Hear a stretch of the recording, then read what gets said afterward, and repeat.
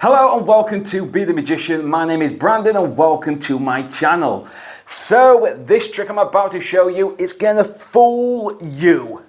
Nah, it probably won't fool you, but it is a very strong trick. You will get great reactions and people do not expect it. So grab your pack of cards and let's get into it. Okay, so this is the performance of the trick. I have brought the camera a lot closer so you can see absolutely everything. So before we begin, you give the cards to the spectator to mix the cards up. And the spectator will be truly mixing these cards up. And you know what? You can even see that the cards are truly mixed. They really are mixed. They have mixed the cards. And you know what? We'll give them one last cut. So they will cut the cards for the last time. So I won't even touch the card. The spectator will pick the cards up. So let's say I'm the spectator. And obviously, because I'm a magician, you might think I've actually glimpsed the bottom card. So I would tell them to take the bottom card and to place it inside the center. I would tell them to take the top card, you might think I might have glimpsed it, and put it inside the center. But still, I know magicians, they might think I've glimpsed the second card, so tell them to put that in the center and the bottom card inside the center. So now it can't be any further than that. I tell them to take a look at this card. I'm not even going to look at it. I'm just going to show you guys. Hopefully you can see it. They will remember the card, place it back in the pack. You might think I know the bottom card, so I tell them to put that in and then shuffle the cards. So they have just shuffled the pack. They have just took away all the key cards. If you think I've known the top card, the bottom card, they have took away all that. They are now thinking of a playing card, and I have no idea what they're thinking. And that is true. They have done everything. And yes, I couldn't go for the cards because I don't know what the card is, but before I started, I did make a prediction. I really did. And if my prediction is correct, it should be, in fact, the 10 of spades. So that is the trick. It's super easy to do. It is pretty fooling. It really is. Like some people miss actually what happens. If you probably watch it back, you might be able to backtrack it. I don't know. But I'm going to show you guys exactly how to do it. Okay, so this is the explanation of the trick. So like you usually know, I have the camera behind my shoulders so you can see exactly what I'm doing and how all this works. So to begin with, yes, I use the 10 of spades. You don't have to use the 10 of spades. And I've got the 10 of spades under the cellophane of the card box. It can be face down, but for some reason I had it face up. It really doesn't matter. So the 10 of spades, that's going to go face down. But what you can do is actually have it face down. If you've got a rider back, the rider back playing card box, I haven't got one, but they actually look like this. It looks like the actual card box. So you can use it as a card box. So it's basically, it just looks like a normal card box. But then when you take that out, like, bruh. Like, yeah. So it's completely up to you. You can have it that way so it just looks like a normal bicycle playing card box. So yeah, that's all you need to do is put one card. Obviously I've got 10 of spades. This is the duplicate 10 of spades. Obviously it's not the same 10 of spades.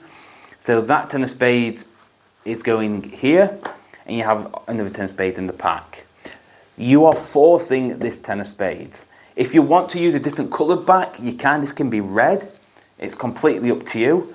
But for this example, I'll just use blue, and it looks cool. It's like blue, blue. It could be like a transpo. Can make your card vanish. I just made something else up. But anyway, I've got the prediction in there. The 10 of spades, I don't know where it is. I know it's actually here, but I wouldn't know because the spectator is shuffling the cards.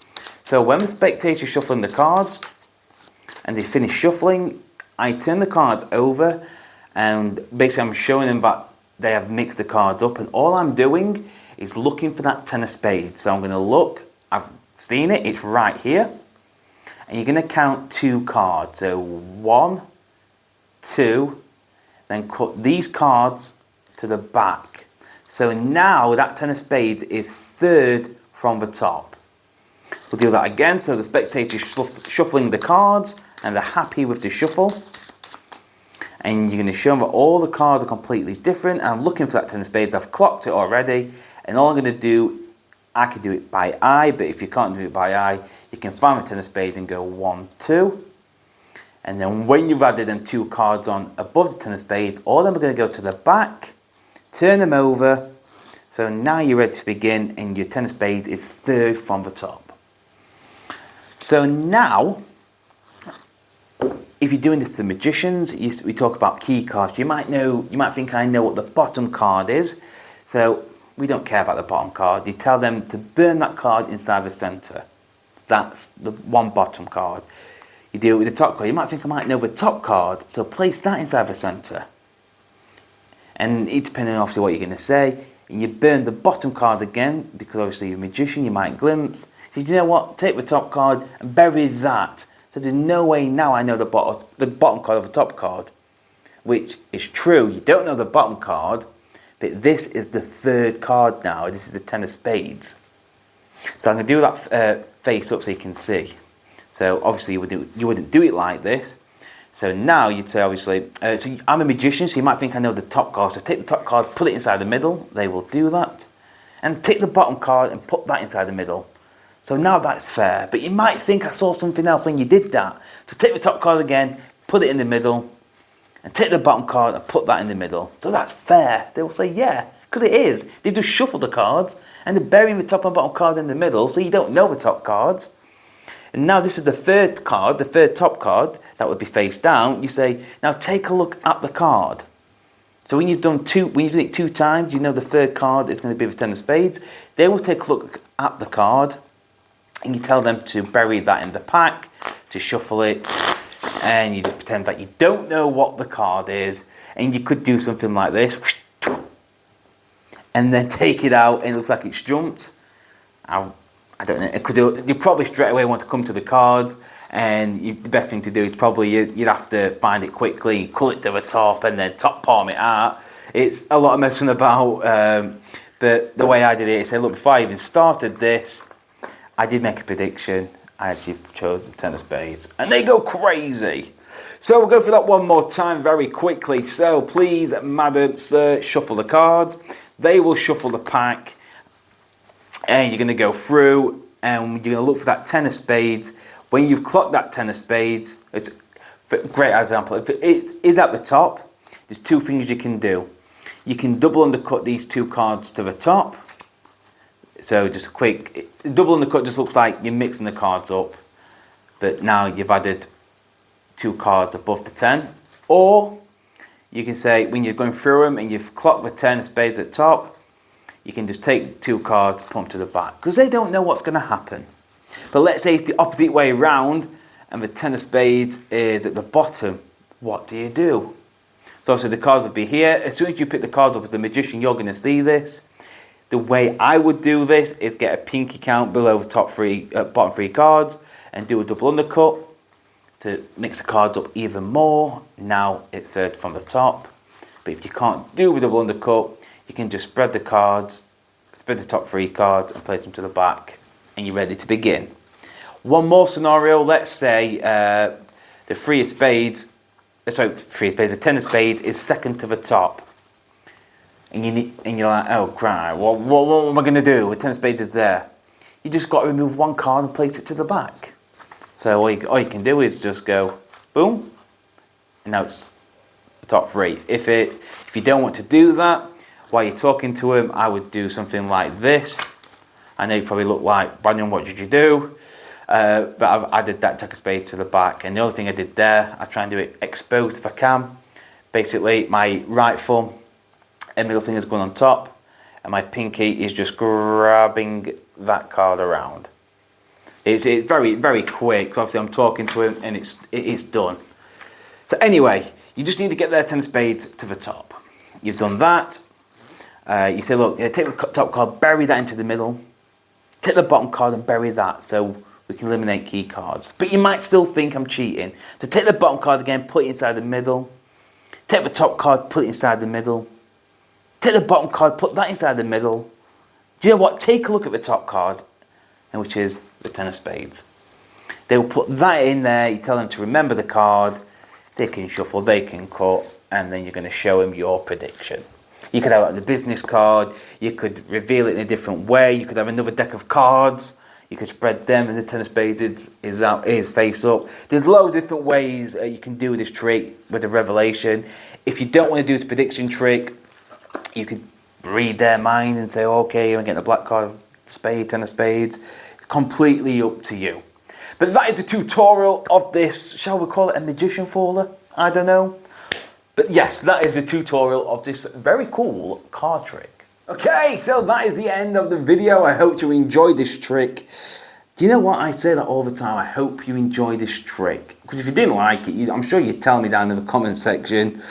And yeah, what do you think of the setup? Shall I call it a setup? Like the red cloth, the Be the Magician mat. It looks pretty cool. You have to let me know what you think of it in the comment section, if it looks okay. But you know what? I'm not going to go on for ages about this, but when I make videos, and I think I've said this in previous videos before, I don't have fancy equipment. I don't have special editing software. I don't have anything. Like this room, how you see it right now, all you guys can see is obviously the cards, the mat, and the red cloth. That is all you see. Like, you don't understand, like, you might just think, oh, Brandon, all you're doing is just chucking the cloth over, putting your pad down, and you're filming. I wish it was as simple as that. Like, there's loads of chairs around this table. I had to move stuff all around me, so I've got the white back. Oh, you have no idea how long it takes me just to set up before I even film. And then because I haven't got good equipment, like I am doing all my videos on a mobile phone. So if, I don't know, I'm going on a bit of a little rant sort of thing now. If you are wanting to make videos on YouTube and you think you need all these special effects, all these special cameras, and you don't need that. Like, I have just got my phone on a tripod with a light behind it, and that is it. I know you get these fancy YouTubers who have all this cool equipment, what makes their videos look amazing.